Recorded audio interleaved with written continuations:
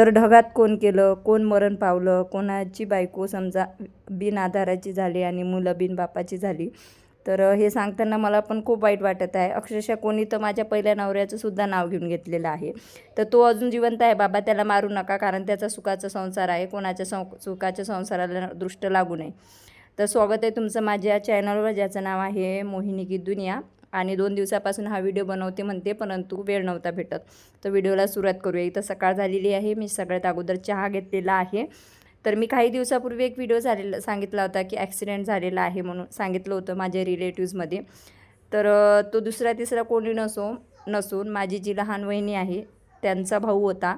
म्हणजेच की तो रात्री 12-12:30 वाजता गाडीवरून कुठंतरी जात होता. तर ॲक्सिडेंट झाला होता आणि डायरेक्टली तो कोमामध्ये गेला होता. तर 1 ते 2 महिने त्यांनी भरपूर हॉस्पिटल फिरवले त्याला. सरकारी हॉस्पिटल, प्रायव्हेट हॉस्पिटल, इवन म्हणजे नागपूरपर्यंत त्यांनी म्हणजे गेले होते. परंतु तो एकतर गाडीवरून पडला होता आणि त्याच्यातल्या त्याच्यात म्हणजे कोमात गेलेला होता. तर डॉक्टरनी पूर्ण प्रयत्न केले. शेवटी त्यांनी घरी पाठवून दिलं आणि घरी आल्यानंतर 7 ते 8 दिवसाने तो मरण पावलेला आहे. आता त्यांची आणि माझे कितीही वाद वाचले तरी हे बातमी कळाल्यावर मला खूप म्हणजे असं खूप वाईट वाटलं. कारण कोणासोबत असं होऊ नये, परंतु ते गोष्ट झालेली आहे. कारण म्हणतो ना, मृत्यू हे अटळ असते. तो कधी येणार आणि कसा येणार हे सांगता येत नाही. आयुष्य कसं बुडबुड्यासारखं असते, कधी फुटणार हे पण सांगता येत नाही. म्हणूनच जो कोणता व्यक्ती ड्रायव्हिंग करत असेल किंवा काही करत असेल किंवा तुमचा नवरा गाडीवरून घरी येत असेल, तर तुम्हीसुद्धा जास्त कॉल वगैरे लावू नका. कारण व्यक्ती गाडी चालवत असतो आणि नेमकं लोकांना सवय असते एका हाताने फोन उचलून हे करायची. म्हणून मी तुम्हाला सांगितलं होतं. आणि तो आता या जगात नाही. एक त्याला मुलगा आहे, त्याच्यानंतर अजून दुसऱ्यांदा त्याची बायको प्रेग्नेंट आहे, आई आहे. त्याच्यामुळे असा मोठा परिवार आहे आणि नवऱ्याशिवाय एका स्त्रीचं आयुष्य काय असू शकते. आणि अजून लग्नाला जास्त दिवस झालेले नाही आहेत. आणि तो विचार करूच मला वाईट वाटत होतं आणि म्हणून मी ती गोष्ट तुमच्यासोबत शेअर केली. शेअर करू की नाही असा विचार येत होता. परंतु म्हटलं जाऊ द्या, तुम्हाला सांगून देऊया की असं झालेलं आहे. तर आज ना गुरुवार होता आणि गुरुवार म्हणजे कितीतरी दिवस झाले ना की तर आमचे ना म्हणजे हे होतच नव्हतं, अंबरटा पूजन वगैरे होतच नव्हतं.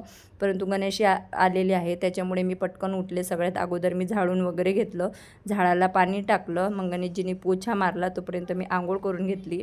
आणि आज मला मस्तपैकी स्वामींची सेवा, त्यासोबतच उंबरटा पूजन वगैरे करायचं होतं आणि स्वामींचा अभिषेक पण करायचा होता. त्याच्यासाठी मी इथं सर्व प्रकारचे फुलं वगैरे, पूजेचं साहित्य, अभिषेकचं जे काही साहित्य होतं ना, ते अशा पद्धतीने खाली काढून ठेवलेलं होतं. आणि उंबरटा पूजनसाठी हळद वगैरे भिजवून ठेवलेली होती, गोमूत्र, गंगाजल वगैरे टाकून. आणि अभिषेकसाठी मी मध घेतलं होतं, हळद घेतली, मध, दही, दूध, साखर आणि तूप घेतलेलं होतं. त्याच्यानंतर गणेशजीने सगळ्यात अगोदर दरवाजा पुसला आणि त्याच्यावर स्वस्तिक वगैरे काढून घेतली. आणि त्याच्यानंतर मी उंबरटा पूजन केलं. उंबरटा पूजन केल्यावर लगेच आली मी स्वामींचा अभिषेक वगैरे करून घेतलेला आहे. आणि इथं खूप दिवसांनी मी स्वामींचा अभिषेक करत आहे, कारण आता अधिक महिना आहे, त्याच्यामुळे म्हटलं चला. आणि त्याच्यासाठीच मी आज साडी वगैरे वेअर करून घेतली होती. आणि दोघं जर असले ना तर काम करायला कंटाळा पण येत नाही, कामं पण पटापट होऊन जातात. आणि अशा पद्धतीने मग आम्ही पूजा वगैरे करून घेतली. तुम्ही बघू शकता, हा स्वामींचा फोटो आहे जो मी 4000 सोलापूरहून ऑर्डर केलेला होता. त्यांनी मला पाठवून दिलेला होता ऑनलाईन. पण खरंच फोटो बघा किती सुंदर दिसतो आणि छान वाटतो. तर स्वामींच्या याच्यासाठी आम्ही हार बोललेला होता आणि तोच हार स्वामींना अर्पण वगैरे केलेला आहे. कसं दिसत आहे माझं आजची पूजा आहे ते कमेंट बॉक्समध्ये नक्की सांगा. त्याच्यानंतर आरती वगैरे, आणि मी भीमसेन कापूर लावत असते घरात, तो भीमसेन कापूर वगैरे लावून घेतला आणि महाराजांची आरती वगैरे करून घेतलेली आहे, तुम्ही बघू शकता. आणि सगळं झाल्यानंतर मग स्वयंपाक वगैरे पण करायचा होता. आणि अजून मला माळजप पण करायचा होता, पण म्हटलं त्याच्या अगोदर भाताचं कुकर वगैरे लावून द्यायचं आणि त्याच्यानंतर माळजप वगैरे करायची. तर इथं मी माळजप वगैरे करून घेतली आणि त्याच्यानंतर आरती वगैरे माझी सर्व झालेली आहे. स्वराज पण झोपेतून उठलेला होता आणि तो काहीतरी इथं खात होता. तर आयुष्याचा काही भरोसा नसते, त्याच्यामुळे सांगतो कोणाशी जास्त वाद घालू नका. आता म्हणजे मी त्या व्यक्तीला फोन पण करू शकत नाही, कारण तिचे आणि माझे भरपूर असे वाद झालेले आहेत. म्हणजे वाईट वाटत आहे. परंतु मग मी एक काम केलं की माझ्या आईला बोलली की तू तिथे जा, भेटून वगैरे मय्यतीला वगैरे जा. आणि रात्रीचे 12 वाजता माझ्या आईने मला हे सांगितलं आणि माझ्या आईला पण खूप वाईट वाटत होतं की तिचा एकुलता एक भाऊ होता, आईचा एकच सहारा होता, बायको समजा, लेकरं, कसं खूप वाईट वाटते ऐकून, मला तरी खूप वाईट वाटलं होते. आणि तुम्हीसुद्धा थोडासा विचार करा की कसं वाटत असणार आहे असं जर घरात झालं असेल तर. होऊ नये ती घटना झाली होती. तर आता माझं स्वयंपाक वगैरे हे म्हणजे पूजा वगैरे सर्व झाली होती ना, आता मी शेवग्याची शेंगाची भाजी करणार होती. याच्या अगोदर पण केली होती, परंतु गणेशजींना ही भाजी भरपूर आवडते म्हणून म्हटलं आज पुन्हा एकदा करूया. तर त्याच्यासाठी मी काय करत असते, सगळ्यात अगोदर ह्या शेवग्याच्या शेंगा आहे ना, अशा जे आपल्या आलू शिन्नी असते ना, त्याने तुम्ही वरची साल काढून घेऊ शकता, याने पटापट निघते. त्याच्यानंतर मग मी शेंगा वगैरे वाफून घेते आणि मसाला वगैरे करून त्याच्यात फोडणी देते. तुम्ही कसं करता ना ते नक्की सांगा. तर आज मला हे करायच्या होत्या, तर त्याच्यामुळे मी गणेशजीला सांगितलं होतं तुम्ही मला मसाला करून द्या, मी पटकन डाळ भात चपात्या टाकते आणि नंतर मी लगेच पोळ्या वगैरे टाकून घेणार. तर मला ना आज एक प्रमोशन व्हिडिओ पण शूट करून द्यायचा होता. तर त्याच्यामुळे ते प्रोडक्ट त्यांनी पाठवलेलं होतं, पण मला काही ते मिळालेलं नव्हतं. म्हणून मला ते त्यांनी सांगितलं की ब्लिंकिटवरून ऑर्डर करा. मग एक वस्तू ऑर्डर करता येत नाही, म्हणून मग मी नेल पेंट पण ऑर्डर केली आणि त्यासोबतच पावडरचा डब्बा संपलेला होता, तो पण ऑर्डर केला. कोकोनट ऑइल पण ऑर्डर केलेलं आहे आणि ही ती जी लिपस्टिक आहे ज्याचा मला व्हिडिओ द्यायचा होता, मग ते बोलवून घेतलं. नंतर गणेशजीने मला मस्तपैकी मसाला वगैरे काढून दिलेला आहे, तुम्ही बघू शकता. आणि मसाला काढून घेतलेला आहे. भात आणि शेवग्याच्या शेंगा ज्या असतात त्या मी वाफून म्हणजे भात तर आपण कुकरातच लावतो, परंतु एका ह्याच्यात मी शेवग्याच्या शेंगा पण वाफून घेतलेल्या आहेत. आणि हा मसाला जो आहे मला गणेशजीने काढून दिलेला आहे, कारण संसार दोघांचा असल्यावर दोघांनी पण मेहनत करावी लागते. कारण जितक्या लवकर दोघं मिळून कामं करतील ना, तितक्या लवकर वेळ जास्त मिळतो आणि माझे कामं पटापट आटोपतात. तर आता फायनली इथं माझी भाजी वगैरे सर्व झालेली आहे, चपात्या पण झालेल्या आहेत. आणि या तुम्ही पण शेवग्याच्या शेंगाची भाजी खायला. भाजी कशी झाली ते कमेंट बॉक्समध्ये नक्की सांगा. मग रस्सा तर्री किती मस्त झालेली आहे. आणि एकदा भाजीच करून घेतली की 2 टाईम खात बसा असं गणेशजी म्हणतात. तर आज आम्ही जेवणात केल्या होत्या चपाती, शेवग्याच्या शेंगाची भाजी आणि भात. डाळ काही केली नव्हती, कारण भाजीला रस्सा जास्त केला होता, त्याच्यामुळे मी काही केली नाही. आणि त्याच्यानंतर मस्तपैकी आम्ही तिघं पण जेवायला. आणि आमच्या इथं ना स्वराजला एवढ्या शेंगा आवडतात ना, भरपूर शेंगा आवडतात. आणि तो इथं ना काहीतरी गोष्ट मला सांगत होता.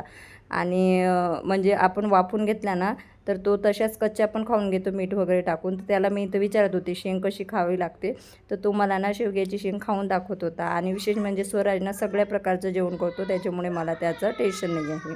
आणि अचानक मग गणेशजींनी देऊळ बंद 2च्या तिकीट काढून आणल्या आणि संध्याकाळचा शो, रात्रीचा 9चा शो आम्ही पाहायला निघालेला होतो. कारण दिवसभर माझे प्रमोशन व्हिडिओ हे ते, तर दिवसाचा शो पॉसिबलच नव्हता.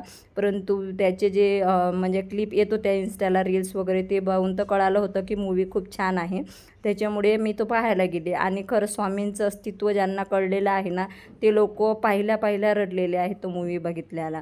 आणि आम्ही बरोबर एक्झॅक्ट वेळेवर पोहोचलो. आम्ही गेलो तर फक्त नावं वगैरेच दाखवणं चालू होती आणि मी नवऱ्यावरच ओरडत होते की तुमच्यामुळे वेळ झाला. आणि फायनली आम्ही पोहोचलो. आणि लगेच थोड्या वेळातच हा शूट येतो जेव्हा स्वामी म्हणजे तिथं प्रगट होतात.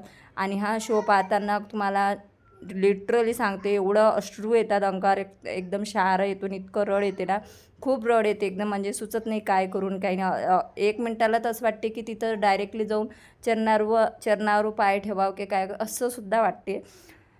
तर फायनली आम्ही हा मूवी वगैरे पाहायला गेलो होतो. आणि मेन म्हणजे गुरुवार होता, तसं तर मला अक्कलकोटला जायचं होतं, परंतु त्या दिवशी प्रमोशन व्हिडिओ मला भरपूर होते, तर त्या दिवशी काही अक्कलकोटला जाणं शक्य नाही. परंतु स्वामींचं काय असते काही कळत नाही, त्यांनी बोलवल्याशिवाय आपण जाऊ शकत नाही. आणि मूव्ही बघण्याचा हेही नव्हता, तरी मूव्ही बघायला मी गेलेली आहे. आणि दुसऱ्या दिवशी अक्कलकोटला पण मला जायचं आहे. आणि मूव्ही बघताना खरंच डोळ्यात पाणी येत होतं. आणि नंतर इंटरव्हल आला तर आम्ही बाहेर निघालो. आणि कोल्ड्रिंक, पॉपकॉर्न वगैरे स्वराजसाठी, माझ्यासाठी घेतलेले आहेत. आणि पुन्हा आम्ही मूव्ही बघायला गेलेलो आहोत. मूव्ही बघताना भरपूर फॉलोअर्स वगैरे पण भेटलेले होते. आणि पुन्हा एकदा आता मूव्ही चालू झालेला आहे, तुम्ही बघू शकता. स्वराज तर एवढा आनंदी होता, कुठे बसून कुठे नाही असा करत होता. आणि फायनली आता मूव्ही संपलेला आहे. आणि स्वराज म्हणत होता मूव्ही खूप छान आहे. फॉलोअर्स पण पुन्हा एकदा भेटले. आणि त्याच्यानंतर आम्ही डायरेक्टली आलेलो आहोत घरी. तर फ्रेंड्स, आत्ता आम्ही देऊळ बंद 2 जो आहे ना, तो पाहून आलेला आहोत. आणि खरंच एवढं म्हणजे एवढा खूप छान असा चित्रपट आहे. म्हणजे पाहताना अक्षरशः माझे अश्रू म्हणजे थांबत नव्हते. जेव्हा स्वामी प्रगटतात किंवा ते काही असं सांगतात भक्तांविषयी, त्यांच्याविषयी, तेव्हा खरंच खूप म्हणजे अश्रू असे थांबत नव्हते. आणि खरंच खूप छान मूव्ही होता. आणि विशेष म्हणजे आजचा माझा गुरुवारचा दिवसही छान गेला. कितीतरी दिवसापासून स्वामी सेवा असं माझे म्हणजे होतच नव्हती कामाच्या ह्याच्यात. तर आज खूप छान पद्धतीने म्हणजे गणेशजी असल्यामुळे माझं पटपट आवरणं पण झालं. आणि मस्तपैकी आणि उंबरठा पूजन, त्याच्यानंतर स्वामींचा अभिषेक पण. आणि तसं तर मला अक्कलकोटला जायचं होतं आज, आणि मी ठरवलं होतं, पण ते म्हणतो ना आपण, स्वामींनी बोलावल्याशिवाय आपल्याला कुठेही जाता येत नाही. त्याच्यामुळं काही अक्कलकोटला तर जाणं झालं नाही, परंतु देऊळ बंद पाहणं झालेलं आहे. जस्ट मी आलेली आहे, आणि ही आहे माझी प्रमोशनची साडी आहे. कशी दिसत आहे मला नक्की सांगा. खूप छान साडी आहे, आणि त्यासोबतच हे माझं मंगळसूत्र आहे, आणि अशाच टाईपची ज्वेलरी वगैरे मी पण आणलेली आहे, जे लवकरच मी टाकणार आहे माझ्या पेजला. तर असो, चला मी चेंज करून घेते आता. देव त्याच्या आत्म्यास शांती देव, इतकंच मी सांगणार आहे. म्हणून म्हणते, प्रत्येकाने आपलं आयुष्य व्यवस्थित जगा, नीट जगा. आयुष्याचा कोणता क्षण आणि कोणता व्हिडिओ शेवटचा असणार हे सांगता येत नाही. बाकी तुम्हाला तुमचं काय मत आहे कॉमेंट बॉक्समध्ये नक्की सांगा. लवकरच भेटूया एक नवीन व्हिडिओमध्ये. तोपर्यंत बाय बाय सर्वांना. श्री स्वामी समर्थ. स्वस्त राहा, मस्त राहा. Bye bye. Good night.